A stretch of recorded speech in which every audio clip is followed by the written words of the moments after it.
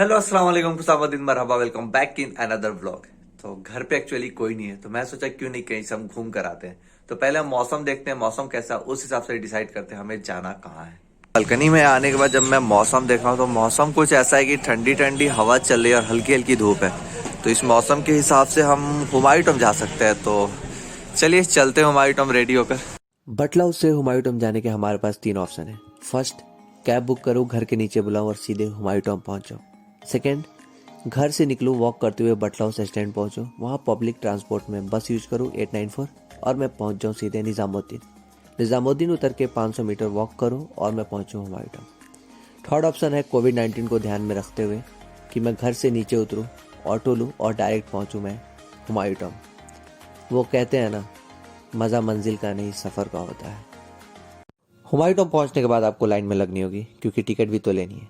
Ticket लेने के आपके पास 2 ऑप्शन है, ऑनलाइन और ऑफलाइन। लेकिन ड्यू टू कोविड-19 आपको टिकट ऑनलाइन लेनी होगी। और अगर आप ऑनलाइन टिकट ले रहे हैं तो आपको टिकट 35 रुपीज़ की पड़ेगी। अगर आप इंडियन है तो, अगर आप फॉरेनर है तो आपको टिकट पड़ेगी 550 की। वैसे यार देखो, 5 रुपये बचा लोगे तो 5 रुपये में एक पार्ले जी बिस्किट खा सकते हो और दिल्ली में हो तो 2 गिलास पानी पी सकते हो। लेकिन फिर भी अगर आपके पास पैसे ज़्यादा हैं और आपको हसल पसंद है तो आप ऑफलाइन टिकट ले सकते हैं रेगुलर डेज में।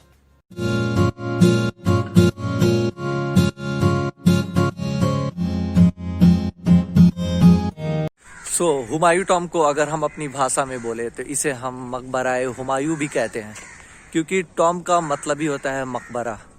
और सबसे बड़ी बात बता दो यार, अंदर मुझे ट्राइपॉड लाना अलाउ नहीं किया गया, ना ट्राइपॉड में यूज कर सकता हूँ ना ही माइक। तो मैं मोबाइल से शूट कर रहा हूँ और कुछ क्लिप मैं सिनेमैटिक्स में कैमरे से शूट करूँगा जो कि अपने हाथों से।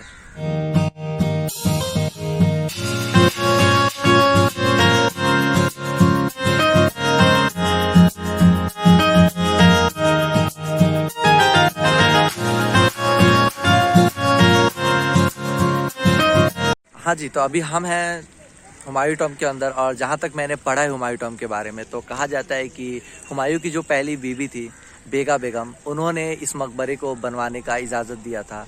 और ये भी कहा जाता है कि इस पूरे टॉम को जिन आर्किटेक्चर डिज़ाइन किया था वो पर्शियन आर्किटेक्ट है मिर्ज़ा गियास और उनके बेटे, बाप बेटे ने मिलकर इस पूरे टॉम को डिज़ाइन किया था।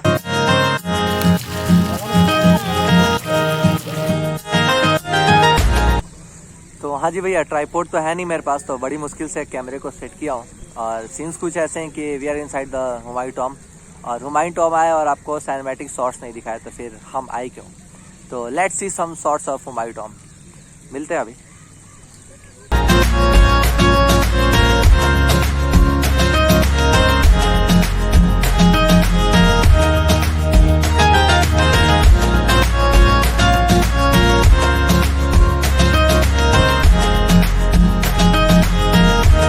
और हाँ यार, इतनी अच्छी और खूबसूरत जगह आए ही हो फिर अकेले क्यों आना, अपने साथ किसी दोस्त को भी ले आना। मैं अकेले आया हूँ तो बता रहा हूँ।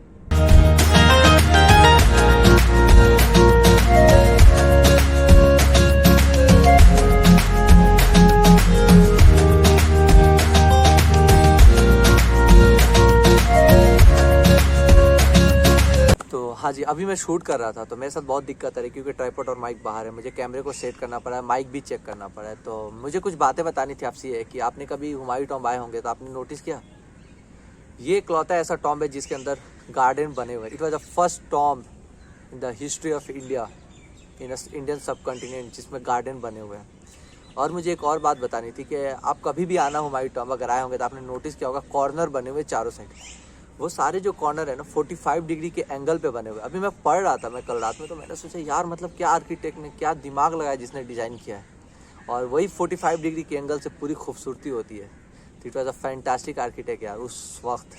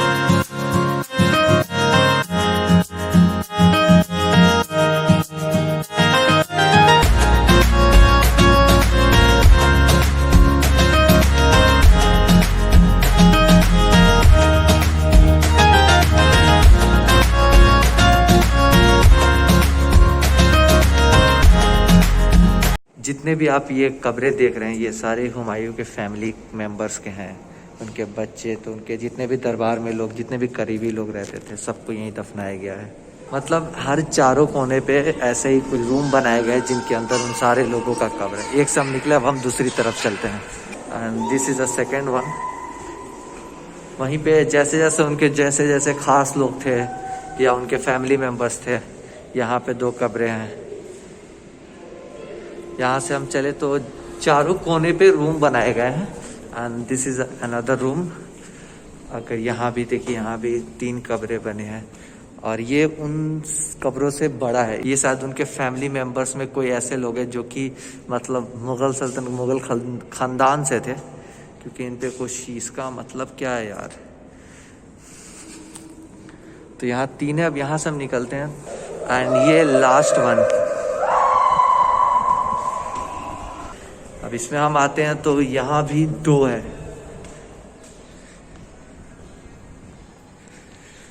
आई थिंक जहाँ तक मुझे पता है, मैं पढ़ा था, मेरे जहन में उतनी नहीं है, कि मोर देन 160 कब्रें हैं इस हुमायूं टॉम्ब में। कुछ कब्रें तहखाने के नीचे, तहखाने में है। इस टॉम्ब के नीचे एक तहखाना है, उसके अंदर। और ये है मुग़ल सल्तनत के दूसरे बादशाह बाबर के बेटे हुमायूं का कब्र। इसका जो इनका कब्र है वो नीचे है एक्चुअली, यहाँ पे इसे बनाया गया है। इनका जो ओरिजिनल जो कब्र है, मतलब असल में जो जहाँ इन्हें दफनाया गया था, वो सेम इसके नीचे है, तहखाने में, सेंटर में है। मेरे जहन में एक और बात थी, मैं सोचा आपको बताऊं कि इस टॉम्ब को 3 पार्ट में डिवाइड करके डिज़ाइन किया गया था। सबसे पहले इसका बेस बनाया गया था, जो नीचे का पार्ट था, आपने देखा होगा इस सिनेमैटिक शॉट्स में। उसके ऊपर वो जितने भी रूम्स वगैरह थे, जिसमें उस समय का मुग़ल शासक के जो बादशाह थे हुमायूं, उनका मकबरा, उनके फैमिली का जो मकबरा है, और उसके ऊपर वो जो गुंबद वो बना हुआ था। तो इस 3 पार्टों में इसे डिज़ाइन किया गया, फिर इसे बनाया गया। मतलब उस समय के जो आर्किटेक्ट थे, मतलब उनका माइंड लेवल देख रहे हो यार, मतलब सोचने की। हुमायूं टॉम्ब आने का जो मेरा मेन मोटिव था वो ये था कि मुझे उनके आर्किटेक्ट डिज़ाइन किया, मुझे डिज़ाइन देखना था कि कैसे पॉसिबल था उस वक्त जब 2D और 3D नहीं था, तब ये सारी चीज़ें डिज़ाइन करना, ये मार्बल्स लगाने। जहाँ तक मैंने पढ़ा था कि उस वक्त इसके पीछे से यमुना नदी बहती थी, और इस जगह जहाँ पे हुमायूं टॉम्ब बना हुआ है, इसके नीचे एक चट्टान था यमुना नदी के, जिस चट्टान के ऊपर इसे बनाया गया था, ताकि कभी भूकंप वगैरह आए या कोई भी चीज़ आए तो उससे इस टॉम्ब को कोई नुकसान ना पहुँचे। कल जब मैं हुमायूं टॉम्ब के बारे में पढ़ रहा था तो उसमें मैंने ये भी पढ़ा कि दिल्ली पर अंग्रेज़ों का कब्जा होने पर आखिरी मुग़ल बादशाह और उनकी फैमिली इसी हुमायूं टॉम्ब में पनाह ली थी, आखिरी वक्त में जब मुग़ल सल्तनत ख़त्म होने वाला था। मैं आपको एक और बात बताना चाहूँगा, और वो बात ये है कि इस सारे गार्डन को 4 पार्ट्स में डिवाइड किया गया था, मतलब 4 भागों में बांटा गया था, जिसकी वजह से इस पूरे गार्डन को 4 बाग भी कहते हैं। तो ये जानने की चीज़ें मैंने सोचा आप तक ट्रांसफ़र कर दिया जाए। कभी आप आएँ तो चीज़ें समझकर अच्छे से देखें, तो एंजॉय करने में आपको काफ़ी मज़ा आएगा। इस जगह से बहुत यादें जुड़ी हुई हैं। मैंने जब फर्स्ट टाइम आया था तो इस जगह पे बैठ के मैंने फ़ोटो शूट करवाया था। ये वही हुमायूं टॉम्ब है जिसने मुग़ल सल्तनत के सबसे अच्छे दौर को अपनी आंखों से देखा था और आखिर में मुग़ल सल्तनत के ख़त्म होने का गवाह भी बना।